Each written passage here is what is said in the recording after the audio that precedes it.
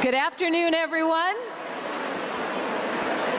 I'm Lisa Hughes from WBZ TV and a boss biz woman, and I am honored to be your host and to welcome you to the 2024 Pinnacle Awards, brought to you by the Women's Network of the Greater Boston Chamber of Commerce. This is always an amazing celebration, but today we mark a special milestone. Today and throughout the year, 30 years of the Women's Network. And that idea, 30 years ago, is part of the reason for the amazing buzz in this room right now of 1,100 women and allies coming together to celebrate achievements and accomplishments. And as we look ahead to the next 30 years, we know that the Women's Network will be there as we build our careers and our legacies in Boston. You know that you have an advocate in every community and in every workplace, in downtown, in the gateway cities, at City Hall, and at the State House. We celebrate these victories together with a powerful advocate in the Women's Network.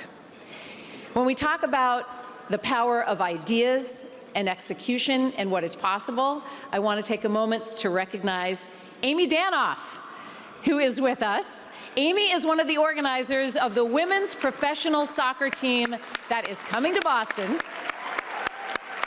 Woo! Amy, we are so excited about this. Oh, perfect jacket. Boston was the 15th team added to the new professional league, and we cannot wait to see this team take the pitch in 2026. Just the way in which this is helping Boston evolve as an even more exciting sports city. It's great to be a part of it. Amy, it's so nice to have you here today, and thank you so much for your leadership. As many of you know, it is a special honor for me to host the Pinnacle Awards, and I just bless the Chamber every year for holding this in late January or early February because it is so desperately dreary outside, and we create our own sunshine in here. I think the red boots was just a testimony to what I needed today, and it was that and coming into this room with all of you. To be able to celebrate women who are lifting one another up, who are testing themselves, and who are setting the bar so high is just a special gift. We know that there are people, despite the 1,100 in this room, who couldn't be here today. And this is where we can use social media for good. There is so much wisdom that will come from this stage with our 10 incredible honorees. If you hear something that moves you, if there is energy you want to capture in a photo, put it out on social media, and let's get the Pinnacle Awards trending again. It's hashtag Pinnacle Awards, just tag @Boston Chamber to get that reposted, and perhaps next year we'll be able to test the boundaries of this room even more. And speaking of the room, just let's take a moment to recognize the staff here at the Omni Boston Seaport Hotel. We love this space. You do an amazing job, and we are so grateful to you. Our honorees this year have shown an incredible commitment to leadership, to their workforce, to their community, to one another. And I know that you will be inspired when you leave here today. We will begin the awards presentation in just a few minutes. Most of you know this, it is a working lunch, so if you haven't already started your delicious meal, feel free to do so. And with that, let's get the program started. Please join me in welcoming to the stage another past Pinnacle honoree, Women's Network Chair, co-founder, and managing partner at Meteor Consulting, and most importantly, someone who always supports other women, my friend, Susan Locanto-Penta.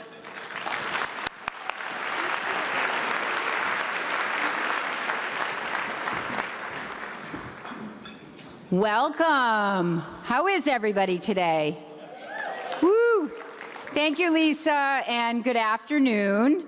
I'm thrilled to be here with you at one of the largest and most notable celebrations recognizing the most impactful women leaders in the Commonwealth. Celebrating together at Pinnacle sets a tone of excellence for the rest of the year, and in addition to our amazing Pinnacle honorees, as Lisa said, we're also here to celebrate the 30th anniversary of the Chamber's Women's Network.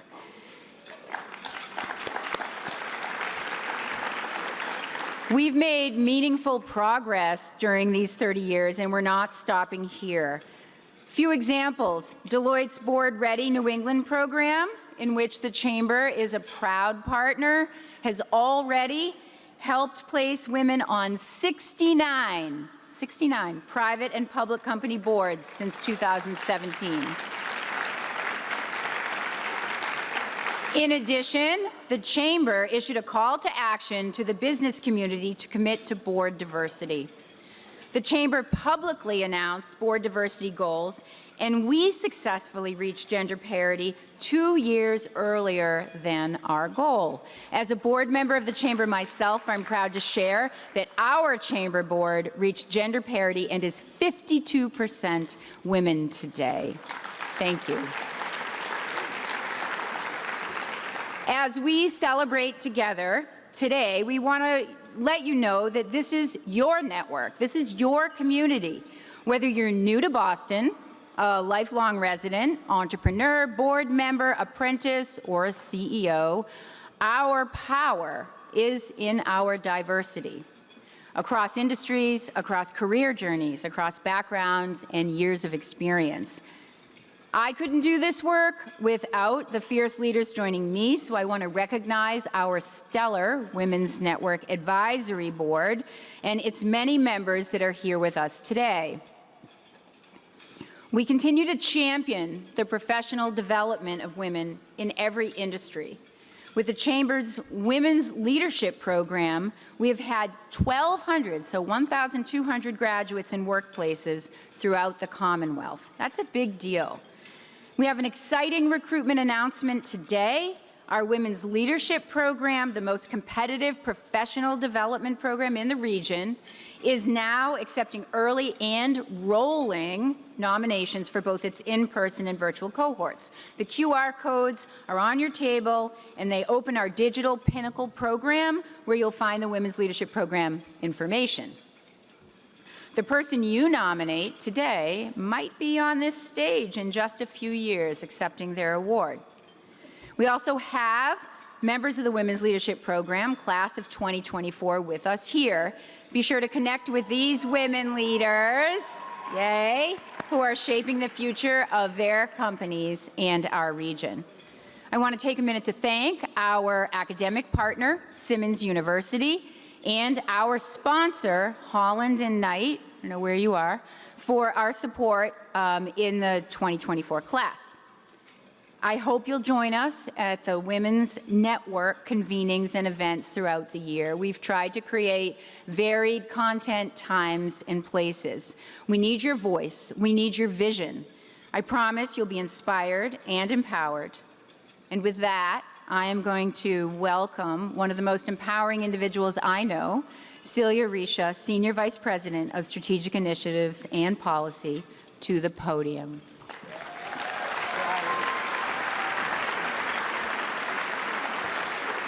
Thank you, Susan. There's no one I would rather follow in every sense of the word, so thank you.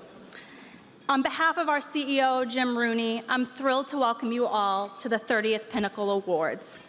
When the Women's Network began, I was in elementary school, and a good portion of today's workforce wasn't even born. So stop and think about that. I did, and I wanted to know what made this Women's Network stand the test of time. It launched as a necessary platform for women to see themselves in commerce and in community, to get credit for their work and their vision. The importance of recognition is why the awards continue to thrive. As you hear from our honorees today, I want you to think of your own workplaces and your own networks. Who will be on this stage in the coming years, like Susan said? How can we champion them to ensure their success? That is the call of action to all of us. And as the renowned philosophers of our time, Destiny's Child, once said, "Say my name, say my name." Whose name will you say when it's time to elevate someone, when it's time to give out that plum project, when it's time to do succession planning? As you say those names, consider their current experience, but also, more importantly, be sure to see their unlimited potential. At the Chamber, I have experienced the power of Jim, my own CEO, saying my name and validating my potential. So thank you, Jim.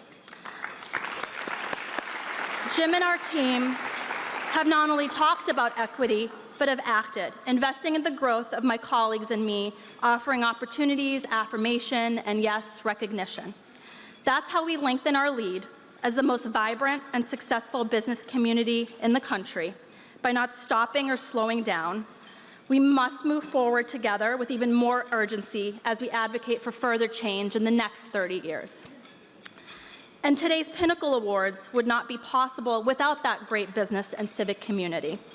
As I thank these leaders and companies, please hold your applause till the end. You were here last year. The orchestra is not done playing for a while. First, I want to start with our longtime and committed presenting sponsors, starting with Blue Cross Blue Shield of Massachusetts. They're amazing, but Seyfarth Shaw, the TJX companies, and I also want to thank this year's supporting sponsors, the majority of which are small, women-led businesses. Thank you to Susan Esper, Jess Ackerman, Deloitte, Katie O'Neill, and Suffolk for sponsoring our past Pinnacle honorees. 60 past honorees across 3 decades of awards are here today, which is great. You can clap for that, okay. Thank you to our media partner, WBZ, and to the incomparable and most humble Lisa Hughes. And thank you to our many corporate table sponsors and our chamber members for your support, not just today, but throughout the year. We have many special audience members joining us today, including our governor and our mayor and many elected and appointed officials. I won't name them all, but we just thank you profusely for your leadership on behalf of the Commonwealth.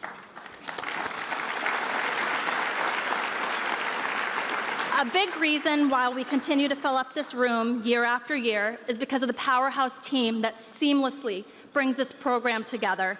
I want to thank my colleagues and friends who made today possible. Danielle Dory, Ange Medina, Erica Deese, Lauren Cohen, Charlene Arivo, and Casey Baines. Let's give them all a huge round of applause.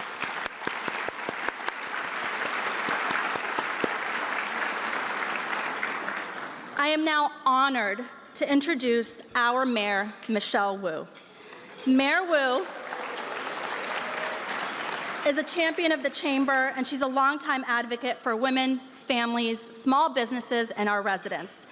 As a kid of immigrants who grew up in Rosendale and went to Boston Public Schools, not far from where the mayor resides with her own family, I am humbled to welcome the first woman and person of color elected mayor, Michelle Wu, to the stage.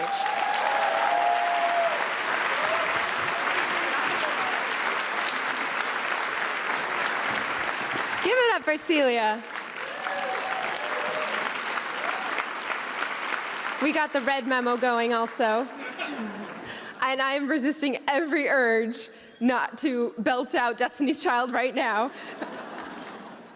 Thank you so much for your leadership. Thank you to Jim and the entire chamber.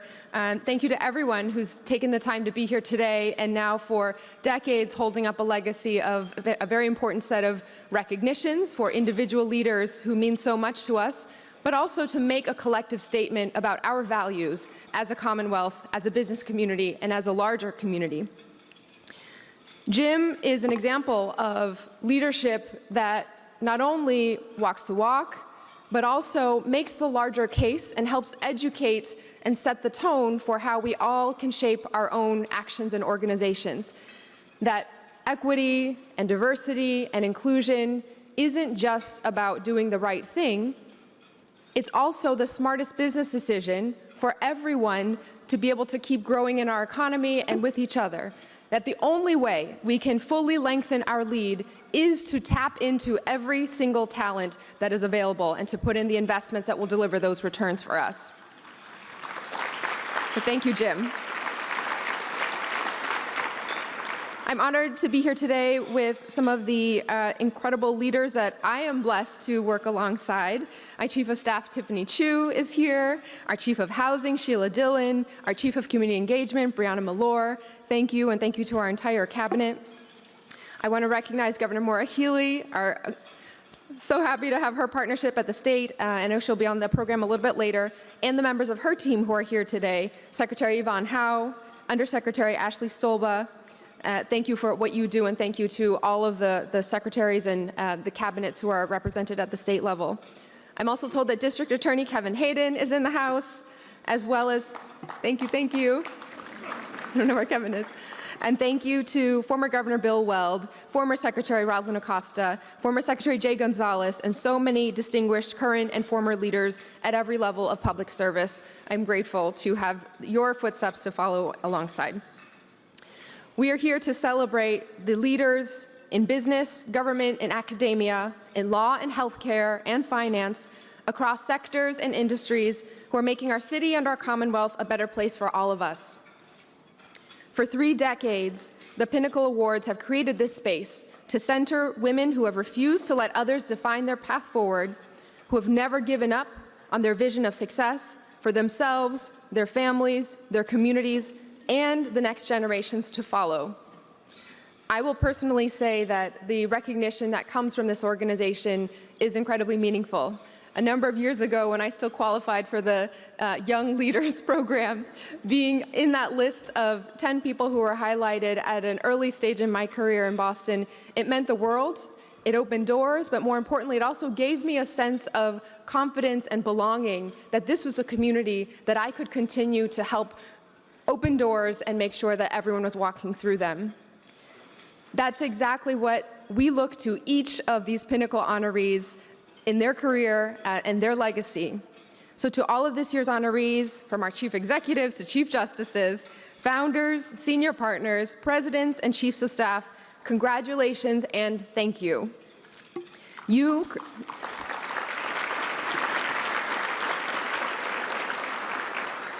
create jobs for our residents, retain and attract the brightest talent, and are the driving force behind Boston's position on the cutting edge of policy, technology, and industry.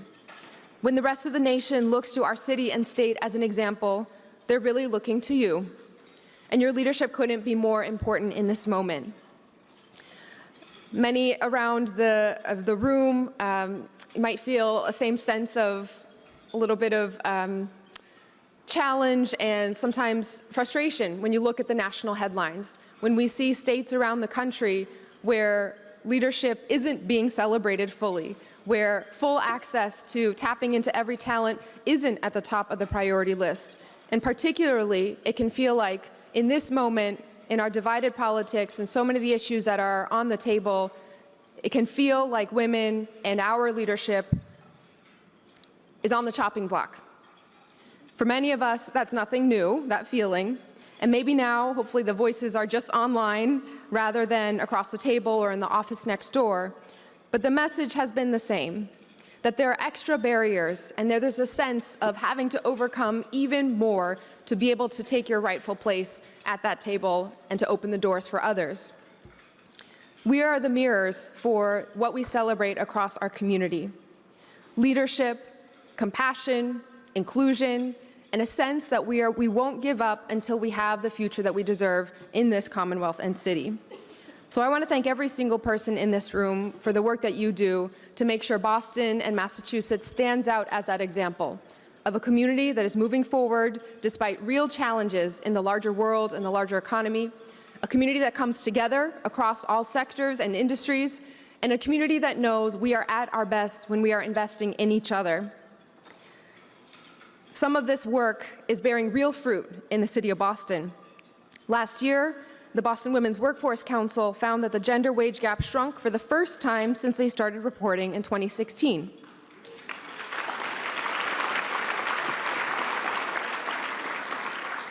It is a wonderful sign that we are moving in the right direction, but the gaps and the racial disparities remain large, and we have a lot more work to do. But it is because of the collaborations and the determination of those who have been at the table that we are increasingly in a position to make decisions to create safer, smarter, fairer, and more prosperous workplaces and shaping a better future for all.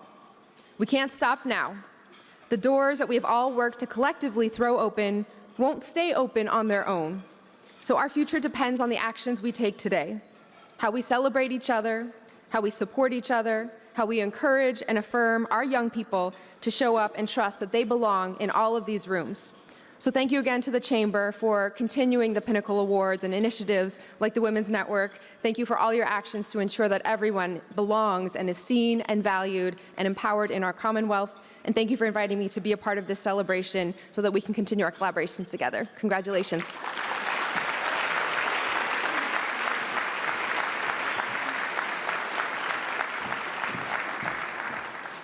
Thank you for your leadership, Mayor Wu, and for being with us here today. All right. So Lisa, like I said, is our MC, but I couldn't help myself, and I had to hold the mic so I could introduce our first honoree. So with that, I'm going to get our awards program going. Are we ready? All right. I am honored to present the Pinnacle Award for the Advancement of Women Professionals to Yvonne Garcia.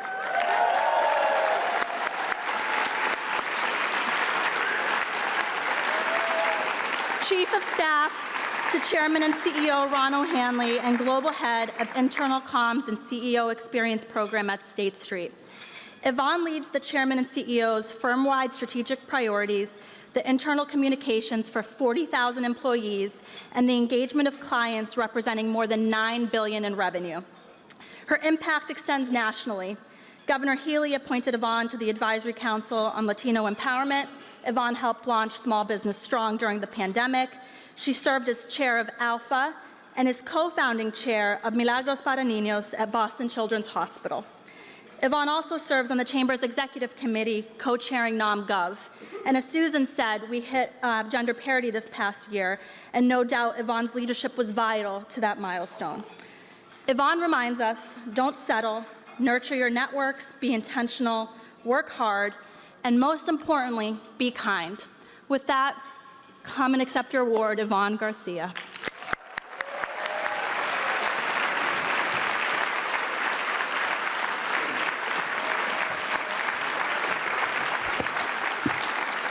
Thank you, Celia. You are truly the heart and soul of the Chamber. At a very young age, my mother used to say, "Dime con quién andas y te diré quién eres." Tell me who you associate with, and I will tell you who you are or will become. My mother was right. For 3 consecutive years, I stood on this very stage handing out awards to our formal Pinnacle honorees. Therefore, it's quite humbling to now be on the receiving end. I'm grateful for the unexpected twist of recognition in a journey that began by celebrating so many incredible women. And congratulations to my fellow 2024 Pinnacle honorees. It is truly an honor to share the stage with you. I spent some time reflecting on what afforded me this great recognition, and 3 symbols came to mind that define my personal and professional journey: my mother's red lipstick, the little blue kindergarten chair, and the Dominican embassy. Allow me to begin with my mother's red lipstick. You see, my mother worked as a phlebotomist for 37 years in a hospital in Harlem. After immigrating to the United States, her life goal was to provide the best education possible for my siblings and I. Working double shifts, she knew that she would go an entire day without seeing her children. So she would come into our room in the morning, put on bright red lipstick, and kiss each of us on our forehead. I would run to the mirror in the morning looking for that lipstick mark. Although this moment may seem small to some, for me it represented a lot. That lipstick mark represented my mother's presence, her strong work ethic, and her dedication to do anything possible to provide us with the opportunity. It was actually that very same lesson that encouraged me to say yes when I was offered an expat assignment in China when my children were 1 and 5, a decision in my career that propelled me to new heights. But my mother did not do it alone. See, my dad was a jeweler, entrepreneur, and this brings me to the little blue kindergarten chair, a man who was extremely active in our upbringing. My dad took me to my very first day of kindergarten. I was terrified. I remember negotiating with the teacher, telling her that the only way I would enter the classroom was if she promised that my dad would be there at recess. She agreed, and at recess, the door opened, and there was my 6'1" dad sitting on a little blue kindergarten chair. Looking back at that moment, it made me realize the important role men play in the lives of independent women, from helping raise them to becoming profound allies and sponsors. There's actually one very important ally in the room today to me. He actually maneuvered around his midterm exams to make sure he was here today. So thank you, Max, for being here. I love you.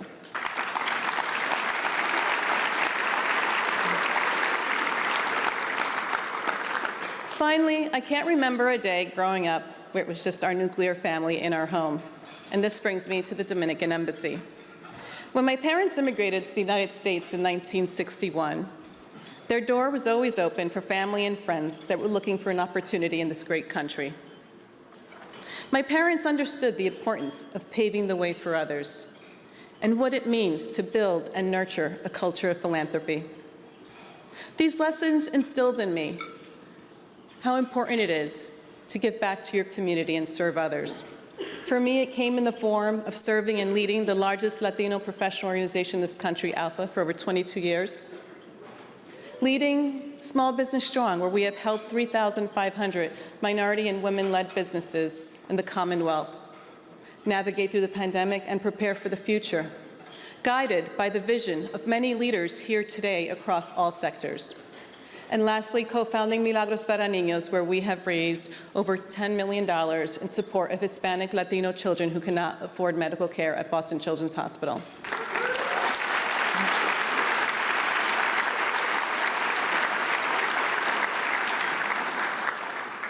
As is true with many leaders, I was not able to accomplish this all alone. These examples are simply outcomes of surrounding yourself with individuals who lead with purpose and passion, and importantly, understand the importance of having a woman at the table. And let's be real, who quite frankly know that if you want to get the job done, just put a woman in charge. You're welcome, Ron.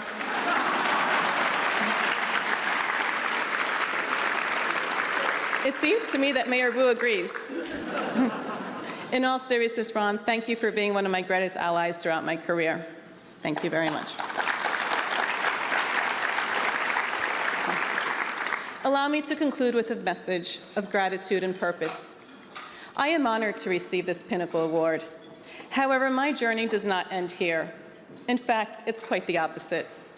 You see, this award serves as a reminder that my potential is not limited to what I have achieved so far, rather to the promise of an expansive future, fueled by a desire to continue to learn and grow and seek higher aspirations.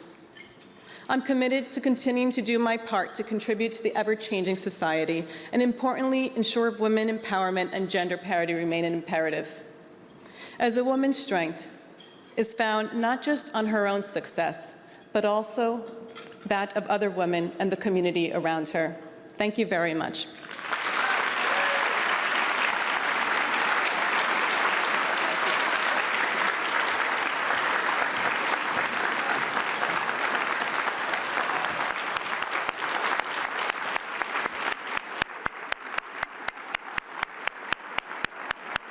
Congratulations, Yvonne. And Max, good luck on your midterms.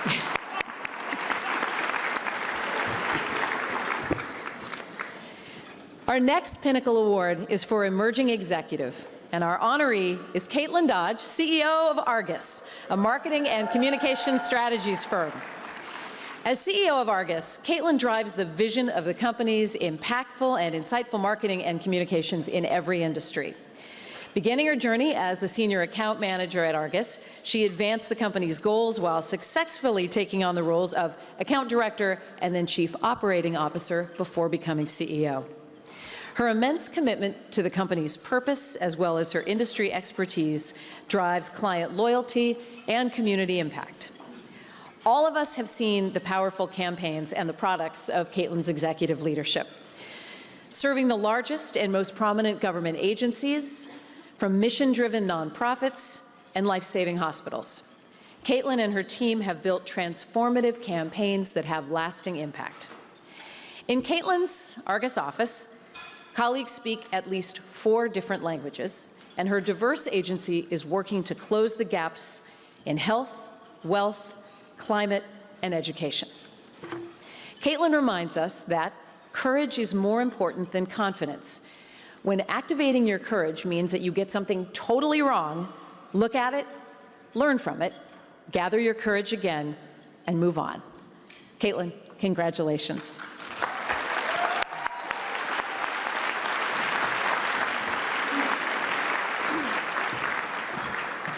Thank you so much, Lisa, and thank you to the Chamber. It is such an honor to be among these amazing women. I've been at this event for a few years in a row, and last year I actually reached out to one of the people who spoke because I loved her speech so much and wanted a copy. So thank you. When I look at my career so far, there are a few moments that really stand out to me. And I'm talking about the kind of moments where the world totally stands still and a truth just smacks you right in the face. One of those moments happened to me when I was leading a presentation to a client that I just could not get behind. I was a young woman trying to make my way in the world, chomping at the bit to contribute and make a noticeable impact, and I suddenly realized that I was presenting solutions that, if effective, would bring success and money to a client that I fundamentally disagreed with at my core. How many of us have been in that spot before? You're working hard, you're working late, you're pushing yourself, all for an outcome that you don't even really want. And it was in that moment that I realized that my values did not align with the company's values, and I didn't believe in the company's vision.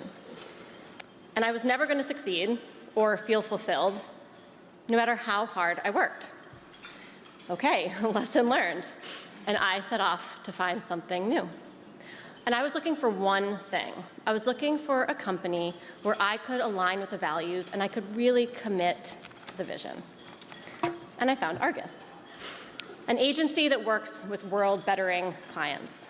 And I really began to understand the magic of aligning your work to your values. My hard work was paying off not just for the company, but for myself as well, my own personal growth. And when I brought ideas, bold ideas to the table, I wasn't hearing, no, not in this company. I heard a lot more yes. And also, I was more humble and able to learn because I trusted my boss's intentions. So in the spirit of the advice question that the Chamber asked, my advice is to those who are working really, really hard but not feeling fulfilled. Find a company whose values align with your values and where you can really believe in the vision. Because there you'll find that your growth corresponds with the company's growth and your success helps build success for the company. Now as CEO, I look for that alignment. It is the secret sauce for bringing people together who are fulfilled and excited, but also really dedicated to magnifying Argus's work. And I want to explain what I mean by alignment. This is what alignment looks like to me. When we're in alignment, we can disagree intensely. But our debate is fruitful, and the conversation sparks clarity, not resentment. That tension, it sparks ideas, not fires. When we're in alignment, everyone understands when we decide to pass on an opportunity that looks great financially, but would betray our company values. And when we're in alignment, people bring me ideas that aren't on my radar, are not part of my plan, and sometimes, in fact, completely mess up the plan that I had, but so clearly support or even catapult us toward the vision that I have to say, let's do it. And for me personally, being in alignment has made me more authentic, brave, and bold. So evaluate who you are, what you want, what are your values, and then find a company where the values mirror your own. Do you want to innovate, save the climate, save enough money to travel the world, or retire early? It is completely up to you. But when you find a company where you align with the values and vision, you'll find that your growth and your success means a lot more. You do not have to agree with every decision made, and in fact, I would advise that you don't. But from my experience, you'll find a lot more fulfillment in your own success and your own growth. Thank you.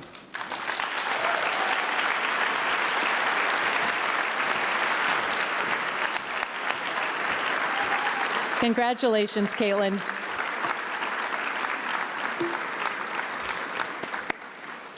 Our next Pinnacle Award is for Achievement in Entrepreneurship. Our recipient is Rudina Cesari, founder and managing partner of Glasswing Ventures. With almost 2 decades of experience, Rudina was recognized on Entrepreneur Magazine's list of 100 powerful women for her leadership at Glasswing Ventures and her implementation of AI into rich, complex business strategies. She leads Glasswing's investments in artificial intelligence-enabled enterprise software and as a service cloud information technology software and vertical markets. Rudina is committed to sharing her vast knowledge at Harvard Business School, where she was appointed to serve as the entrepreneur in residence. And she was named to the business school's inaugural group of Rock Ventures Capital Partners. She also supports the physical and mental well-being of young individuals in her role as the chair of the Philanthropic Board of Advisors at Boston Children's Hospital. Rudina reminds us about the importance of finding your workplace champions. Seek champions over mentors.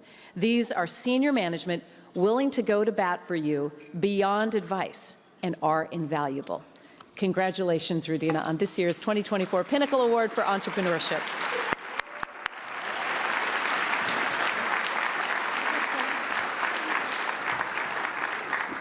Thank you, Lisa, and thank you to the chambers, to the Boston Chamber of Commerce. I am honored and immensely proud to be part of this impactful community today to accept the 2023 Pinnacle Award for Achievement in Entrepreneurship. It is with immense gratitude that I welcome the meaningful recognition of the many years spent cultivating entrepreneurship in our local ecosystem. I will truly hold this moment as a dear and important one.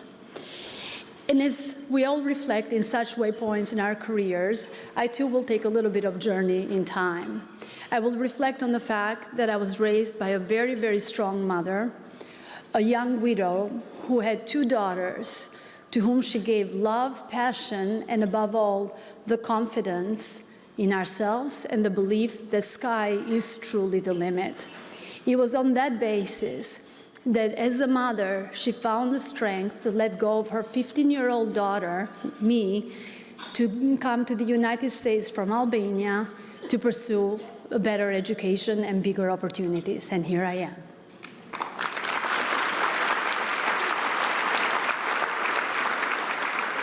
Secondly, I'd like to point to an institution rather than a person, Wellesley College, my alma mater. It is a place where you're given not just the belief, not just the tools to know that you can make a difference in the world, but it is ingrained in you that we are in the world not to be served, but to serve others, to make an impact, to do well and to do good. Thirdly, I will come to the present and recognize my partner and co-founder at Glasswing Ventures, Rick Grenell. See, Rick Grenell may not be known to you, but is very well known to the venture capital and entrepreneurial community as a brilliant mind out of MIT who made partner in a venture capital firm very early and ushered this one woman's career over 20 years. Furthermore, he listened to this crazy person who said, AI is going to be everywhere. Let's just get up, leave our partner jobs, and start a new firm in 2016, when not just the bigger businesses, but even the entrepreneurship community wasn't sure that there was a thing called AI. Well, we did, and we're immensely proud to be one of the leading firms, venture capital firms, investing in AI today. And thank you. And then brings me to the present, our city and our state. At Glasswing Ventures, we're incredibly proud to be deploying millions of capital to early stage companies founded locally here. The incredible entrepreneurial talent, diverse in background, interests, countries, sexual orientation, and most importantly, in their mindsets, is the totality of this diversity from women and others that generates not just outsized outcomes, but also better lives and a bigger impact for our community. For us, the journey has just begun, and I'm thankful for the opportunities that lie ahead and for this award. Thank you, Jim.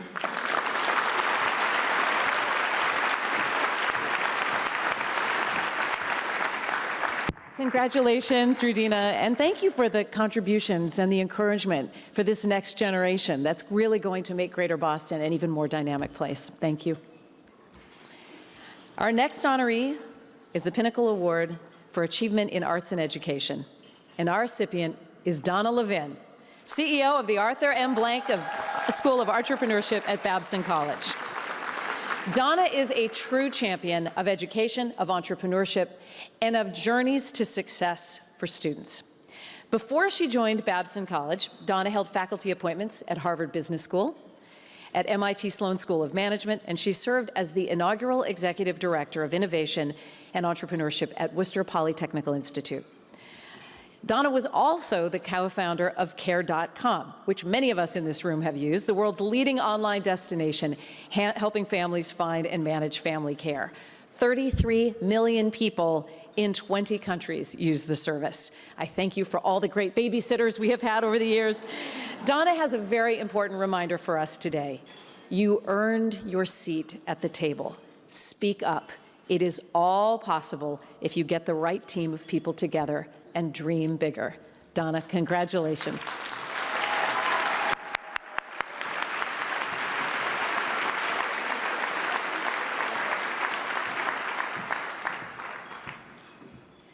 Thank you to the Chamber. It's an honor to be here with all of the other amazing female leaders and honorees, the past honorees, and I'm humbled and really excited to be here. And I have to confess, for a person with a bias towards action, I missed every single deadline to be here today. I struggled so much with the notion of having this honor. I went out to my entire community, so you heard that cheer in the background. It's because they know that it was a real struggle for me here today. So I really want to thank all of my lifelong mentors, sponsors, my family, my colleagues, all of you who came here today to make sure I pulled my act together. Thank you.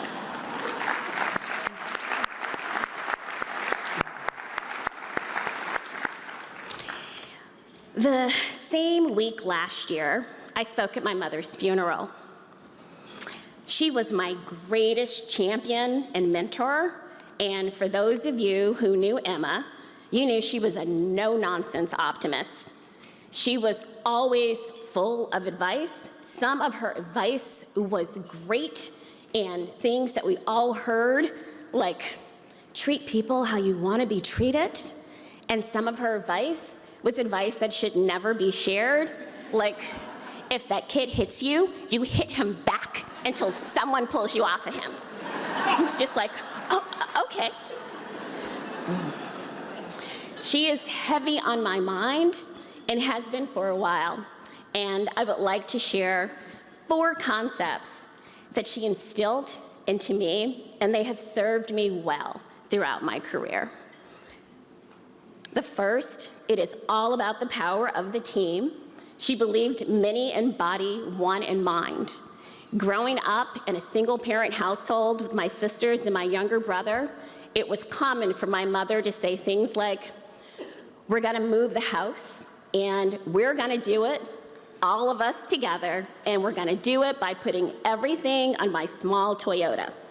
We don't need a moving truck. We got this. That advice about the power a team holds today.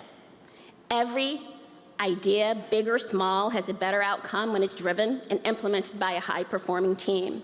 This holds true in the classroom, sports field, definitely in new ventures. And so for those of you, even today, when given the choice of an amazing idea or following a great team, I always follow the team, and it's part of the reason that there's some teams here today that I've worked with for, I think we decided today it was about a third of our lives. The second, it's the stand-alone spirit. There comes a time in everyone's career where you need to be that lone voice in the room, to push back on an idea, to say something, no, it's really not politically correct, to call out when an idea is ambitious and unattainable, and to speak up for the many voices who are not in the room and may never have a seat in that room. The third is the importance of education. My mom worked multiple jobs and put herself through school, and it was a constant mantra that she heard from her grandmother, who had been born enslaved: education, education, education. Today, for me, this translates into a continuous learning agenda. We just heard about AI, or the robots that are coming to take all of our jobs. The only constant in this world is change. And so if we want to be in rhythm, or dare say ahead one step, we have to have a continuous learning agenda. I took this advice myself, and at 40, it was just yesterday, went back to school, which was a real challenge for my family, for myself. No longer did I have people who did data models for me. I had to do my own data model. And it was the best decision that actually propelled my career forward. The fourth piece of advice is still the hardest for me at times. It's to let your light shine. It's a real challenge for those of us who like to quietly support others and be in the background. On a recent trip to the museum, I was reminded of how hard life was for women in the not-so-distant past. I was so incredibly outraged. I cried. I had to sit down and write as I experienced the stories of those women, and to recognize that still in some parts of the world, and dare say this country, it's not always easy for women. At some point in your history, there's a woman or man who dreamed of a better future. You represent that dream. I represent Emma's dream. So celebrate your accomplishments. I know it's often a feeling if we keep our heads down and we work really hard, someone's gonna notice. They're not gonna notice. You have to speak up.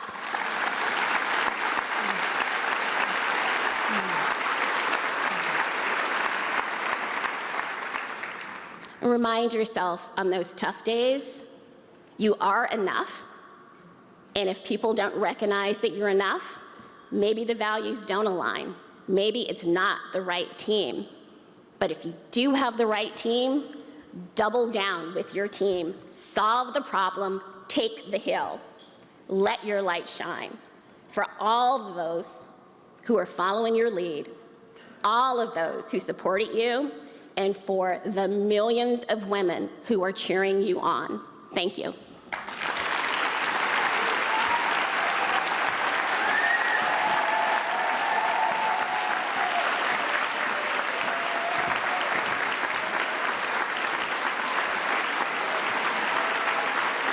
Thank you, Donna, and congratulations again, my friend and colleague. So this is really cool for me. It's my pleasure to introduce the 73rd Governor of Massachusetts, Maura Healey, who is a valued partner of the Chamber and the business community. So let's put our hands together for the Powerhouse and 2019 Pinnacle honoree, shining a light on Massachusetts. Also, the best basketball player I think that we know, Governor Healey, to the stage. Which side you're on?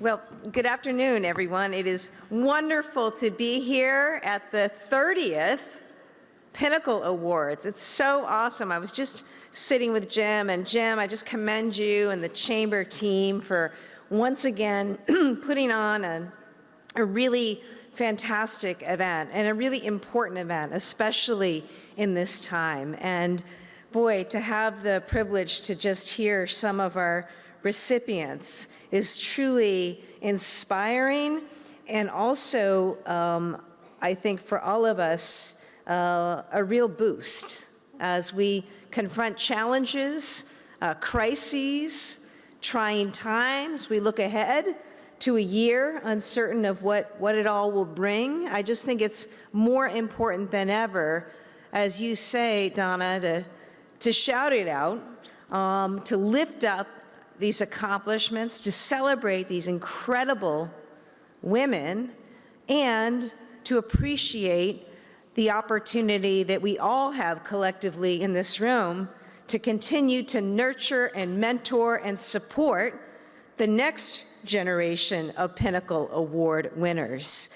On behalf of the Lieutenant Governor, Kim Driscoll, and myself and our whole team, we want to bring greetings. We also want to tell you what a tremendous privilege it has been to partner with so many of you in the room. The Chamber, of course, on so many issues that we've been leading into: childcare, transportation, pay equity before that. But as I look across this incredible room gathered here today, I see to a person so many people who've stepped forward in this year, wanting for our success, recognizing that it is about teamwork, and the collaboration that we've enjoyed, the public sector, the private sector, our administration, with all of you, has really been incredible. As the state's first elected woman, and Kim and I are the first 1-2 in the country, I want to tell you what a pleasure it has been to work with so many powerhouse women in and outside of government. I just happened to pass our fabulous Mayor Wu in the hallway coming in. I think about the fact that 4 of the 5 constitutional officers in this state are women. I think about the women who are heading organizations and important institutions, and every day I see women in action in this state. So I'm sure there was reference made earlier to the oversight of Greta Gerwig and Margot Robbie, right?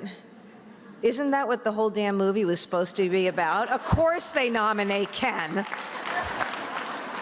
But we know in this state, right? I mean, but we know in this state, and as supported and celebrated here every year by this great chamber, women are people of action, of incredible competence and compassion. And in this time, when so much is required in terms of leadership and to solve today's challenging problems, collaboration, communication is imperative. I am grateful to all the women who serve and lead and mentor and support. Congratulations to all of today's honorees.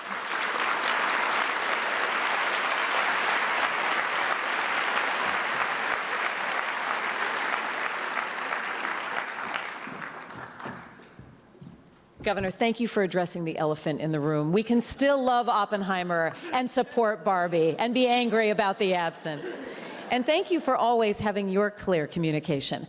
When we have a question for the governor, she is always there to answer it. And to the mayor's point earlier, how happy are we to live in Massachusetts?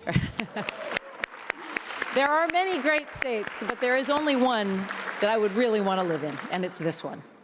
Let's return to our Pinnacle honorees. And our next honoree is the recipient of the Achievement in Healthcare, and that is Christine Schuster, President and CEO of Emerson Health and a member of the Chamber Board of Directors. As the CEO of Emerson Health, Christine leads a patient-centered care system that provides advanced medical services to more than 3,000 people in 25 of the Commonwealth's towns. As the CEO of Emerson Health, she's recognized for their top patient care. Her leadership of Emerson Health has not only led to life-saving care, but also the kind of care that lifts up whole communities. Before joining Emerson Health, Christine served as president and CEO of the Quincy Medical Center and Athol Hospital and as COO of Tenet St. Vincent Healthcare System Extended Care Division. And just a quick anecdote, during the pandemic, when someone at Emerson Hospital was pitching a story, one of the shining endorsements was this: "You will love our CEO. She was a registered nurse. She comes and checks on us, and she is one of us." And to hear someone say that at what was arguably the toughest time for healthcare professionals spoke volumes about their leader. Christine urges us to find something you love to do and then lift others as you climb. And Christine, thank you for lifting so many others as a leader.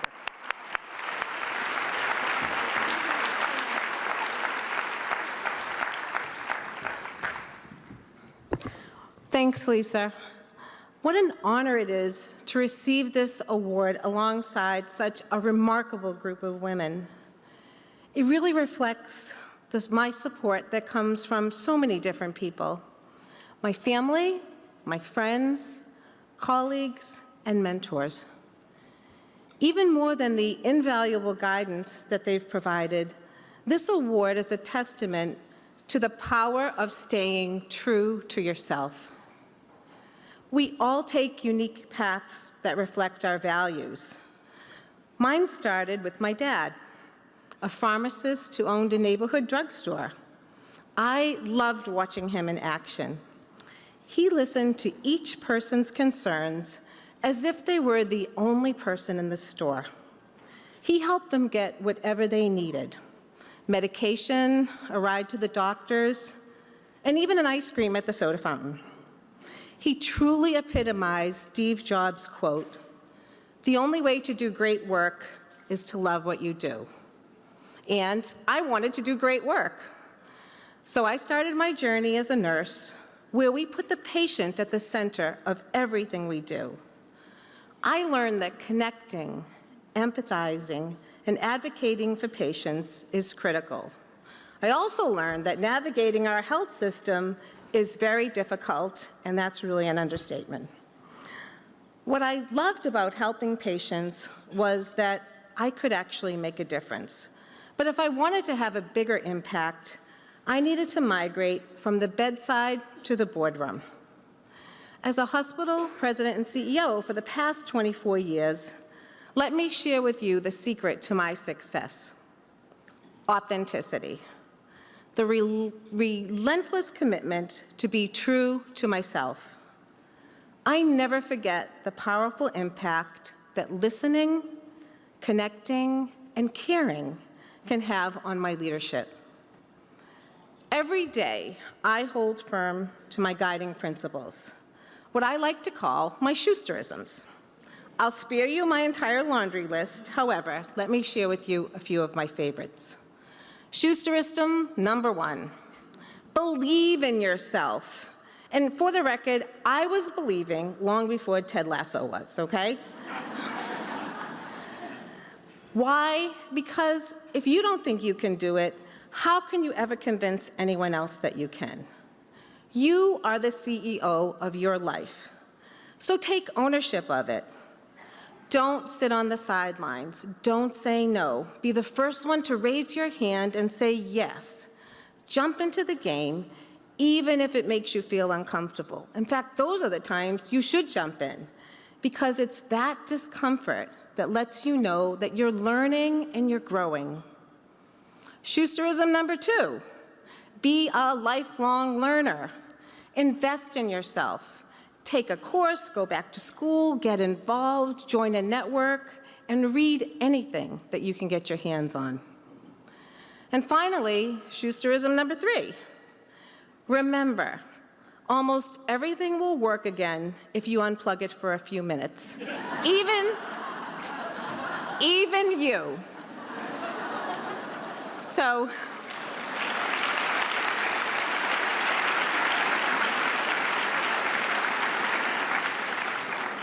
With so many of us struggling to find work-life harmony, it's easy to feel overwhelmed, especially in today's day and age.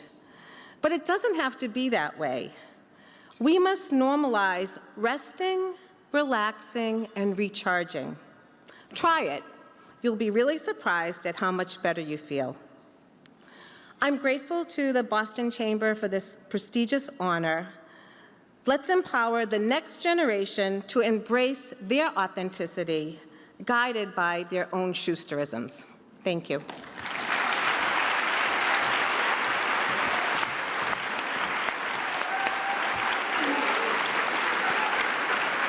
Congratulations, Christine. I kind of want the whole list of Schusterisms, so if they're anywhere, send them to me. Our next Pinnacle Award is for Achievement in Management Nonprofit, and our honoree is Nancy Huntington-Stager, President and CEO of Eastern Bank Foundation. Nancy continues to lead our region as a champion of social justice, economic inclusion, and economic mobility. As president and CEO of the foundation, Nancy leads the strategic philanthropy, volunteerism, and civic advocacy. Now at more than $200 million in assets, the Eastern Bank Foundation remains focused on the communities within Eastern's market area, annually providing more than $12 million in grants to more than 1,000 different community organizations, including impact grants focused on creating systemic change. Nancy also co-founded the Foundation for Business Equity, a private foundation incubated within the Eastern Bank Foundation that now has more than $15 million in grants. Nancy wants us all to join her in doing good. You can do well and do good at the same time.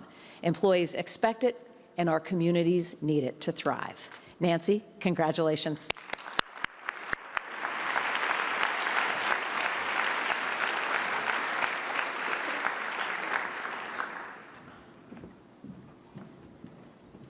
Well, you can certainly feel the energy in this room. It's great. What a powerful reminder of the talent that is in our Commonwealth. I can remember years ago sitting in one of the corners of this room, being incredibly inspired by the women who were being honored, including the women here today, and thinking, wow, how could I ever have an impact like what they're doing? And so I'm very humbled and grateful for this award. Thank you, Jim. Thank you, Celia. Thank you, Chamber. It is possible, and that's the first piece that I want to talk about today, that no matter what you're doing today, with the passion, with the effort, and with the sponsorship of people around you, you can do great things. Through a 40-year career in human resources, 25 years of which were at Eastern, I've experienced a lot of change in my life, some planned, some not so much planned. I made my biggest change in 2020, when I decided to leave human resources and move full-time to our foundation, Eastern Bank Foundation. One of the things that the Chamber asked us to talk about is to provide a little bit of advice. And so I want to talk about change. Change is billed as exciting and challenging, especially when your boss comes and tells you you want to change. It's also a bit scary, and it can be a lot uncomfortable at times.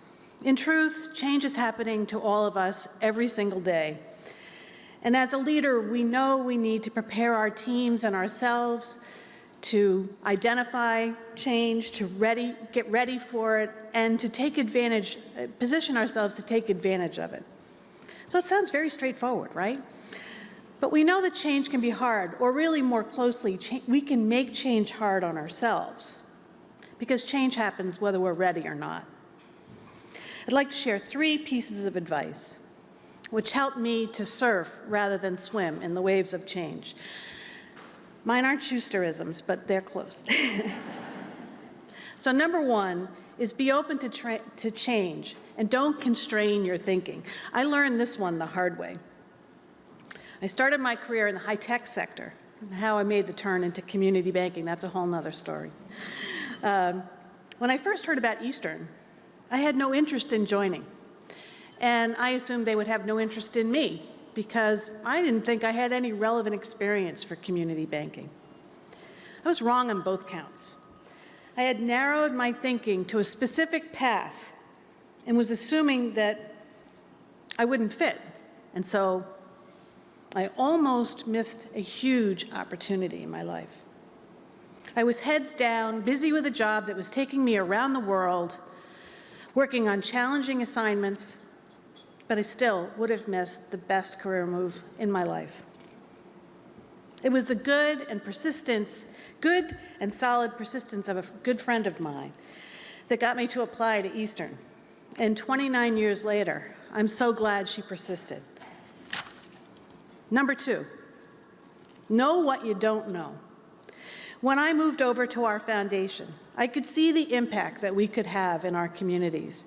And I knew that I needed people who knew a lot more than me about the subjects that were important to us at the foundation so that we could make things happen. I built my team to include people with deep expertise in the areas that were important to our work, people who knew a lot more than me. Sometimes this is discussed as hire people who are smarter than you, but there's an important nuance that's not to be overlooked. It's not really smarter that we're looking for. It's really about blending the skills, knowledge, and attributes that others have built in their own careers in ways that fortify the team and enable us to achieve our mission. And number 3, and this one's crazy simple. It's so simple it's often overlooked. A colleague once said to me, hey, you know, it's okay to have people help you. And she was right. Seeking advice, particularly from people with different journeys and backgrounds, different points in their career, provides well-rounded discussion and helps to avoid blind spots. A team consciously built with diversity of background, interests, skills, knowledge, race, gender, age, and other elements of difference will yield better perspectives, better decisions, and stronger execution.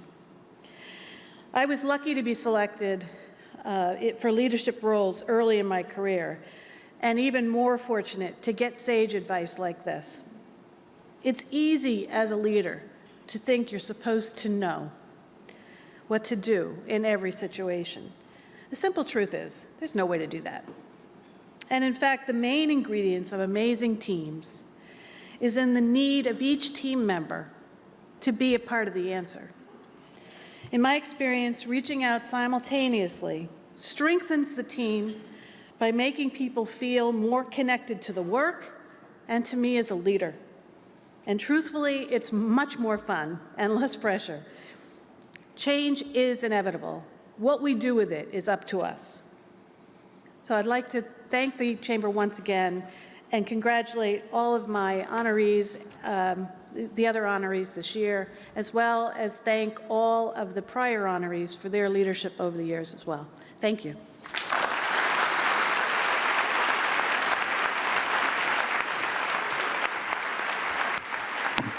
Thank you, Nancy, and congratulations. And we are so glad your friend talked you into making that change 29 years ago, because Eastern has made the foundation such a difference in this community and so many others. Congratulations. I am excited now to present the Pinnacle Award for Achievement in Management Government to the Chief Justice of the Massachusetts Supreme Judicial Court, Kimberly Budd.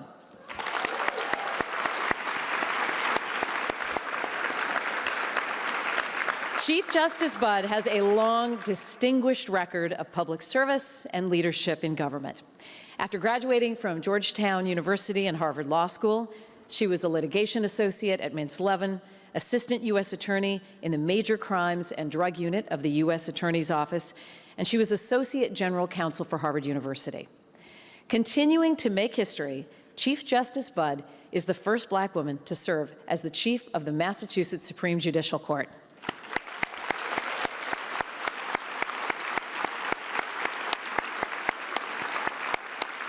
Through all of our personal and professional commitments, she reminds us, simply and with clarity, ask yourself how you can make a difference. Chief Justice Budd, congratulations.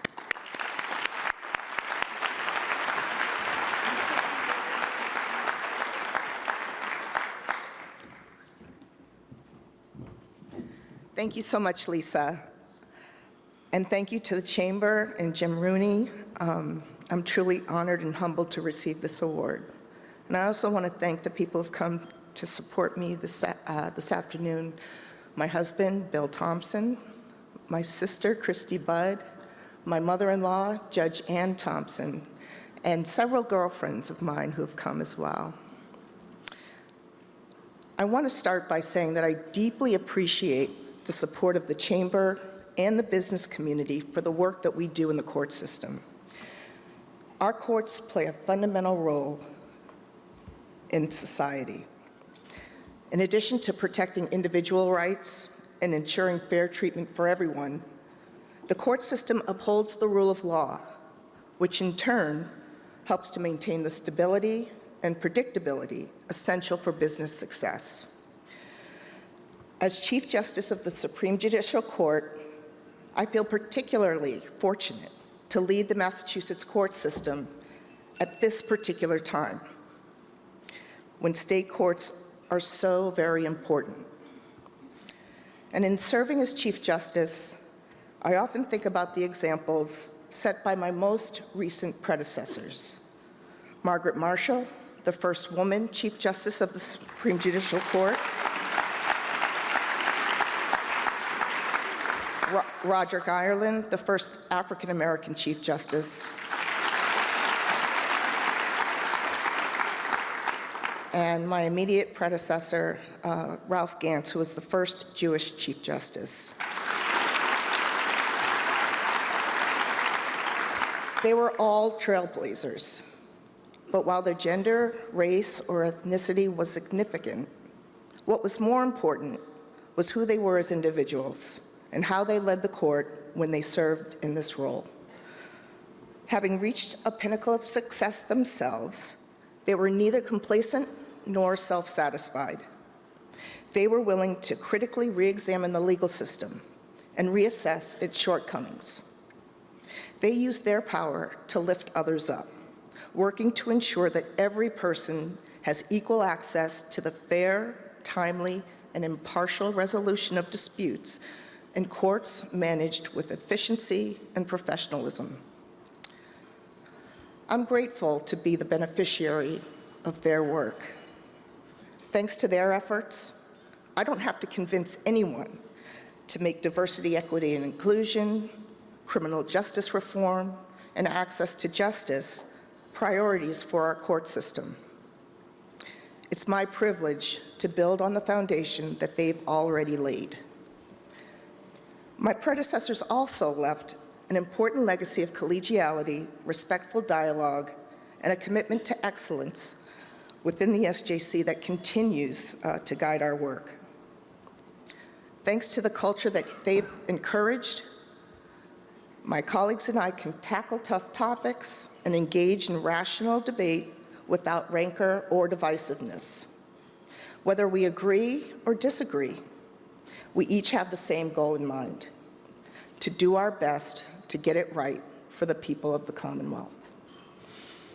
In my own way, I'm striving to emulate, to the best of my ability, the example set by Chief Justices Marshall, Ireland, and Gantz, to continue their practice of critical self-reflection about the legal system while respecting the bounds of precedent and principles, and to carry on the commitment to collegiality, dialogue, and excellence that they encouraged.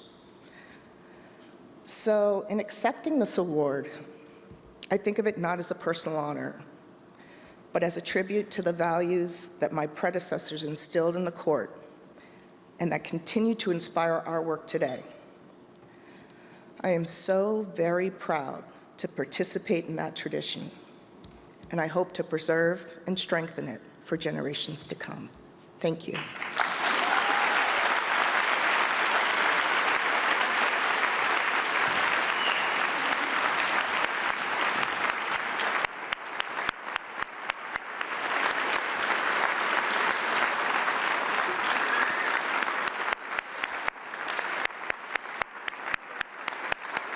Thank you, Chief Justice, and congratulations. Our next Pinnacle Award is for achievement in management in the private sector. And our honoree is Julie Kim, President of the U.S. Business Unit and U.S. Country Head at Takeda. As president of Takeda, Julie leads the business unit that delivers life-changing healthcare and therapies in neuroscience, gastroenterology, and more. With more than 30 years of experience, she has led teams across the country and around the world, all in an effort to advance and accelerate healthcare. Julie has always been invigorated by a challenge, and she invites us to lean into tough, challenging assignments. She says when given a choice in terms of roles or projects, choose the more challenging one. Challenging roles will take you out of your comfort zone and provide meaningful development opportunities. Julie, congratulations.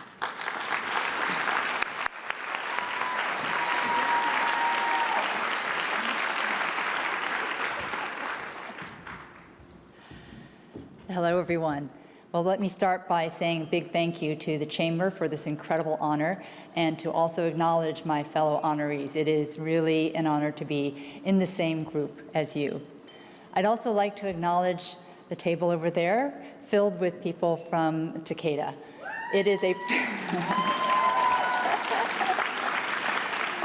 a privilege to be your leader, and I work every day to earn that privilege.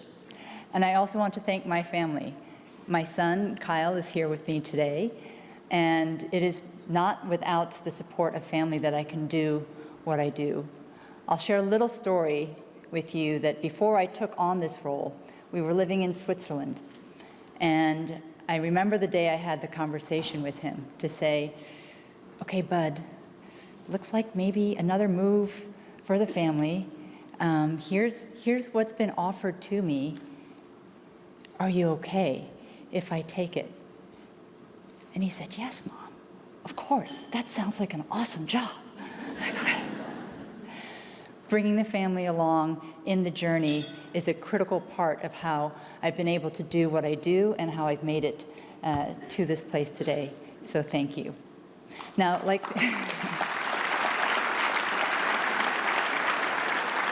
Now, just like some of my fellow honorees, I am going to talk about my parents just for a little bit. I was born in Seoul, South Korea, and it is a very different country than the US, and it was a very different environment that I was born into. And so they made a decision to move to the US because I was born a girl. And this way I could have more opportunity, but also my mother, who had become a practicing physician, which was not the norm. Most women in her day and age went to medical school to find a husband. Now, she did find her husband, but she also wanted to practice. So with those two factors in mind, they made the tough decision to leave their home country and to come to the US. So sometimes I used to say to them, why did you pick Cleveland, Ohio? Apologies to anyone who's from Cleveland, Ohio. But let's just say in the late 60s, early 70s, it wasn't the most diverse place in the US. And so you all know that children always say what they mean, and there's no filter, so it wasn't always the easiest growing up. There were a lot of things that made me feel like less normal, less important, less listened to, less wanted, less welcomed, less included. And that helped shape a lot of my mentality growing up. And then when I went into the corporate world, there was this very defined box of what success looked like. And it didn't look like me. So again, I was made to feel less because I didn't fit into that box. And I spent so much energy trying to contort myself to fit into that box. But fortunately, had mentors along the way who helped me to see that actually, I don't need to fit into the box. And by trying to fit into the box, I was wasting a lot of my energy that could be more focused on productive things rather than trying to fit into that box. And I'm very thankful to those mentors.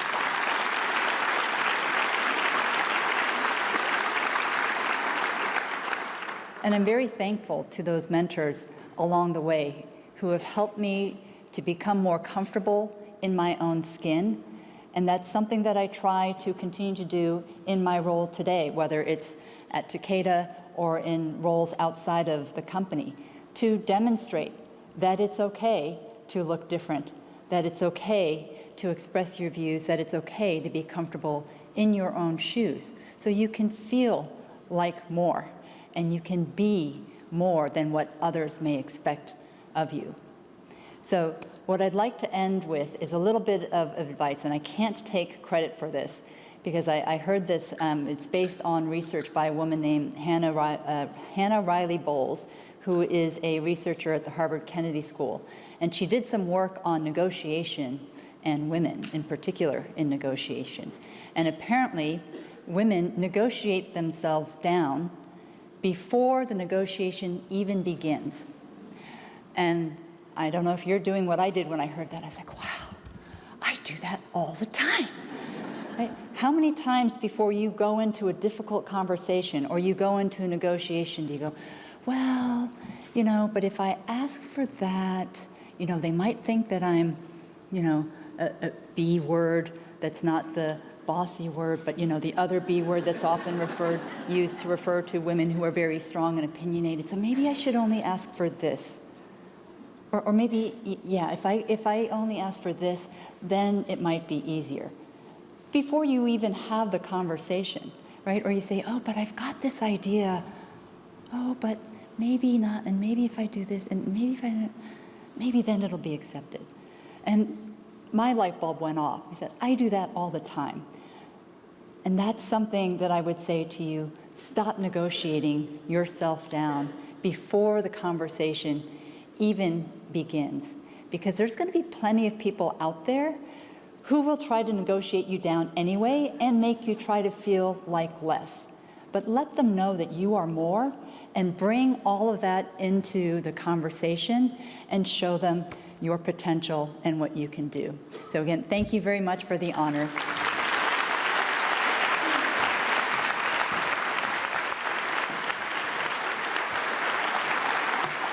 That is great advice, Julie. Congratulations.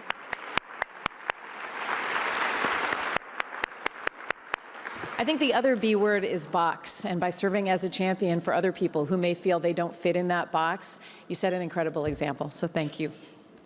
Our next Pinnacle Award is for achievement in the professions, and we are honored to present the award to Lucy Perez, Senior Partner at McKinsey & Company. Lucy advises global companies and CEOs on their growth strategy, innovation, and sustainability. She also leads McKinsey's global client service in sustainability and social impact strategy while advancing the company's diversity, equity, and inclusion efforts.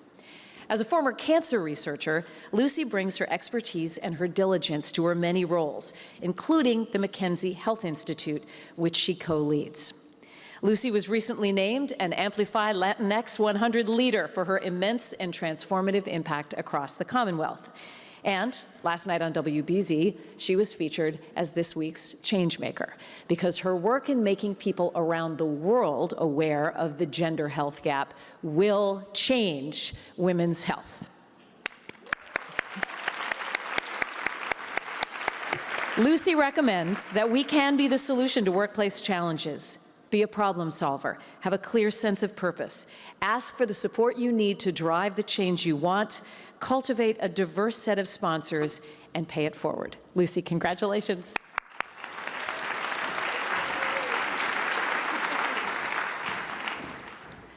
Good afternoon, everyone. It is such an honor to be here and surrounded by so many amazing women leaders and the friends and communities that have helped us get here.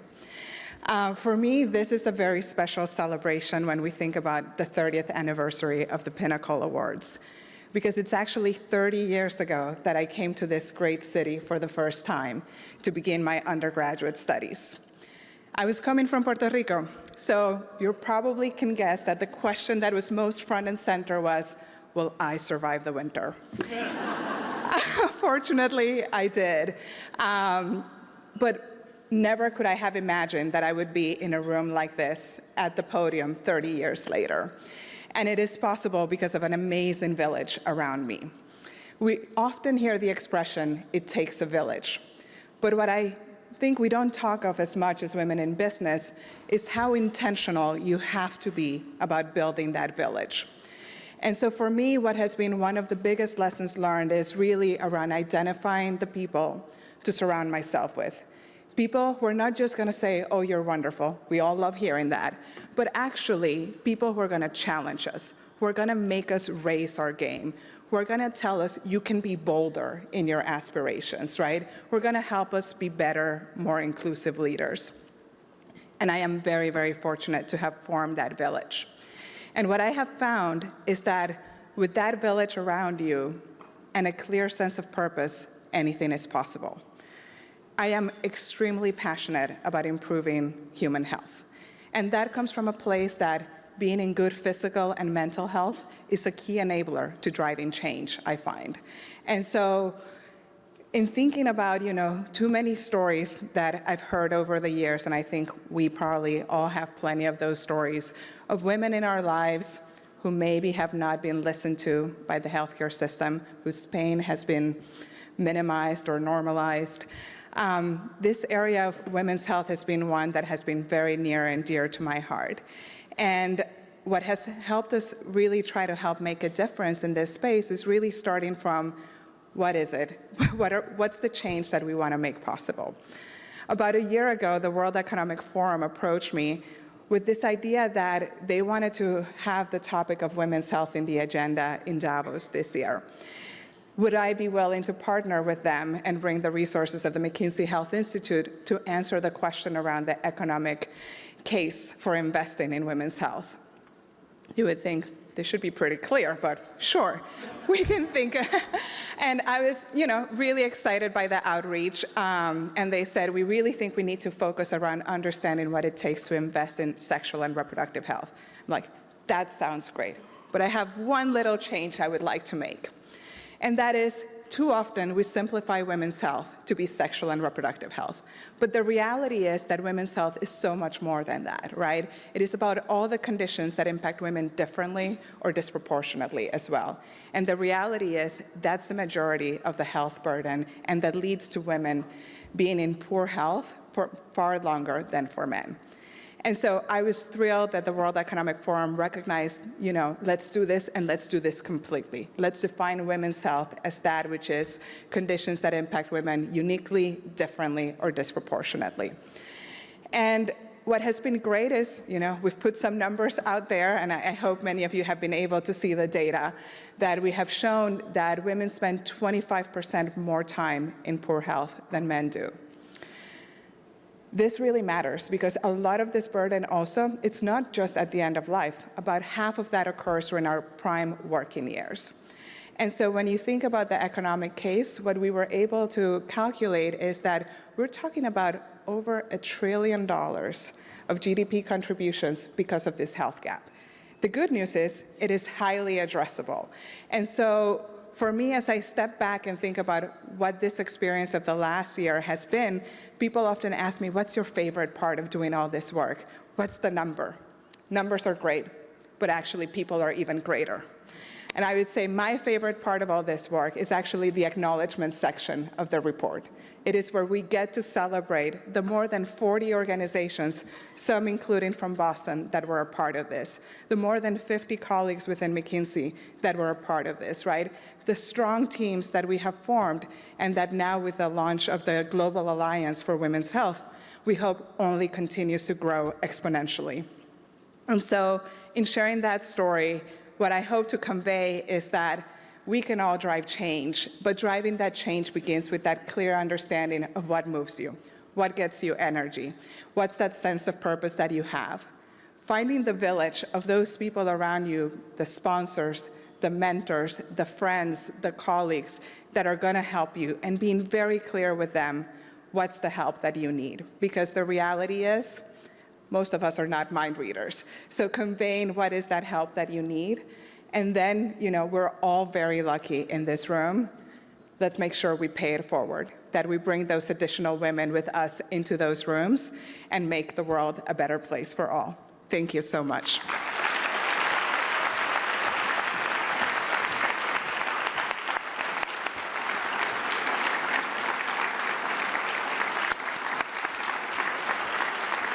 Thank you so much, Lucy, and congratulations. We look forward to reporting on some of the advancements that come out of that report. It is time now for our final Pinnacle Award, and it is the Pinnacle Award for Lifetime Achievement. And our honoree this year is Gail Goodman, the former CEO of Constant Contact, with the awesome cheering section, and the current board member of E4All, Shopify, and Jobber. Gail spent 17 years as CEO of Constant Contact, providing online marketing tools for small businesses and nonprofits. Known as a game-changing company, Constant Contact was led by Gail from pre-revenue to a successful IPO in 2007 through its acquisition in 2016 for $1.1 billion. As a true believer in the power of entrepreneurship, Gail helps people turn their dreams into reality through her work as board chair and mentor at E4All. In her role, Gail has seen entrepreneurship transform lives as well as whole communities. And if you need to be uplifted, just go to the website and read some of the testimonials, and your heart will be so happy. Gail advises all of us to be curious about your organization's mission and customer. Look beyond your current role to understand how you can make things work better. Drive positive change. Join me in a big round of applause and congratulations for Gail Goodman.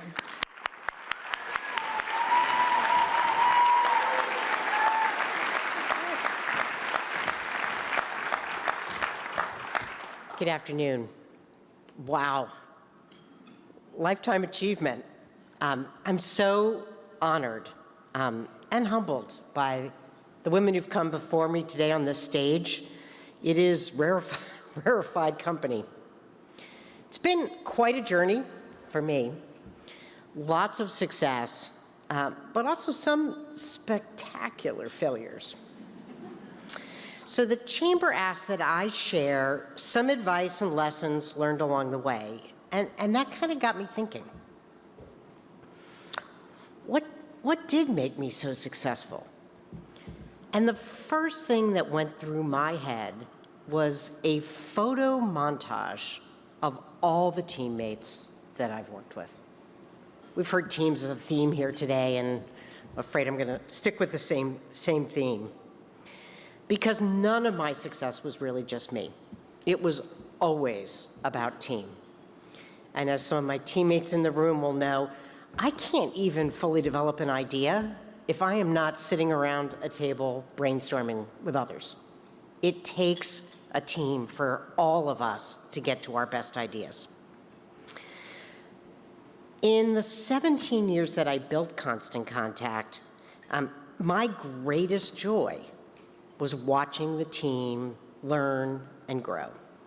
Our bias was always to promote from within. So what that meant for the team, and for me in particular, is that we were always in the biggest job we'd ever had. So it fell on us to continue to level ourselves up so we could be ready for the challenges ahead.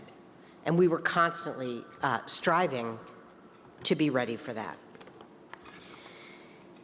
It was my honor to coach and mentor the leaders at all levels of the organization, and I do want to thank the colleagues who have joined me here today. They were the final dream team of my tenure at Constant Contact. So today I just want to share a few thoughts on what I think made us successful, both as a team and as individuals. And I'm going to have three very simple themes. My first theme is put the customer first, always. So wherever you are in your organization or nonprofit, know and embrace your customer and their challenges. Companies exist to solve a customer problem, but sometimes that gets lost as we start to worry about growth and profitability. Hey, growth and profitability are super important, and you need to be following those. But the best companies succeed when their customers succeed. That is that classic win-win. So my advice to you is wherever you are in the organization, strive to know your customer and understand the connection between your role and customer success. even if you're just supporting an organization that's supporting customer success. Because if you know that and you're really observing it, then you have the opportunity to innovate, to make the customer experience better. And if that is what you are doing in your organization, you will stand out. Because when you put the customer first, everybody wins. My second theme is a little repetitive to some other folks, which is business is a team sport. It sounds a little trite, but it's super true. Unless you're a solo entrepreneur, you're on a team, and the success of the enterprise depends on the team succeeding, not the individual. My best leaders embraced this idea completely. They invested in peer relationships. They built trust. They communicated frequently. They leaned in to help a peer if things weren't going right. They offered up their resources with generosity and selflessness. They never tried to build empires or grab missions. It was always about the team. One of the secrets to getting that kind of collaboration is that it requires really strong alignment. Another word we've heard before today, on goals and priorities. Teamwork needs a shared mission. You won't get collaboration if people have competing goals or my success, requires you to not be successful. And so as leaders, it's really important that we strive to make sure there is common goals, common values, common culture, and mission alignment. I'll share that one of my favorite books is The Advantage by Patrick Lencioni. And it is all about how culture, teamwork, and mission alignment create a unique advantage in your company or organization. So if you haven't read it, definitely worth a pickup. And my final theme, which will probably get a laugh from my table, is that feedback is a gift. We often joked it was a gift we would much rather give than receive. We all have blind spots. And as leaders, if you don't know how your behavior or performance is impacting others, you can't improve. You can't change. So I would say self-awareness is a leadership skill. And it's not actually that easy to cultivate in the workforce. It requires vulnerability. And honestly, that's something that many women are told to leave at home. Right? We're supposed to be strong. We're supposed to be tough. And I have to say, self-awareness and vulnerability were not natural to me at all. I started my career in high tech during the years when the industry was very male-dominated. Sadly, I am not all that sure that it's different now, but things have changed a bunch. So I learned to speak up and voice my opinion in a room that wasn't listening. I learned to project an illusion of confidence, even when I was unsure. I learned to drive hard for business outcomes, to push, to be impatient. When I became a CEO, not all of those learned habits were helpful. When the company was small, I had my hands in everything. I had opinions about everything. I was in everybody's business all the time. And maybe when we were right at the start and rapidly iterating, that was necessary. But as we grew, it became a real bottleneck. And quite frankly, it annoyed the crap out of the team. Finally, one brave leader took me out to lunch and gave me the gift of feedback. My first response was not delight at the gift. But I did listen, and I began a process of regularly soliciting feedback from all around me inside and outside of the organization. So I could understand what the team needed from me at that moment. I became more self-aware. More self-aware not just of my outward behavior, but of my inner reactions. Self-awareness and the change that results from it is a journey that lasts a lifetime and pays dividends not just at work, trust me, but in relationships. So I do want to have a special thanks to my husband, who's been my partner on this journey of self-awareness. And my final advice to you is simply this: invest in knowing yourself deeply. It is a business skill. So thank you to Jim in the Chamber for this honor, and thank you for sticking with us today. Thank you.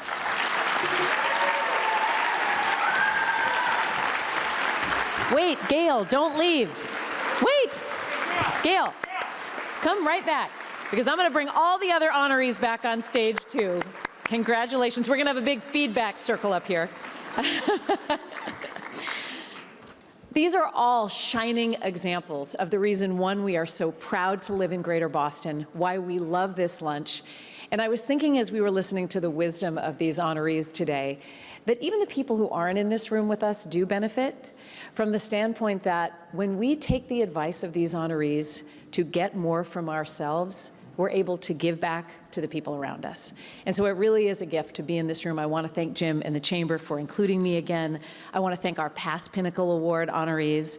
I also want to again thank our presenting sponsors, Blue Cross Blue Shield of Massachusetts, Seyfarth Shaw and TJX, the Castle Group, Eastern Bank, EMK Consulting, and InSource, our supporting sponsors. Our past honoree sponsors, Deloitte and Suffolk, you always come through for us. To my WBZ family for serving as the media partner for this fabulous event.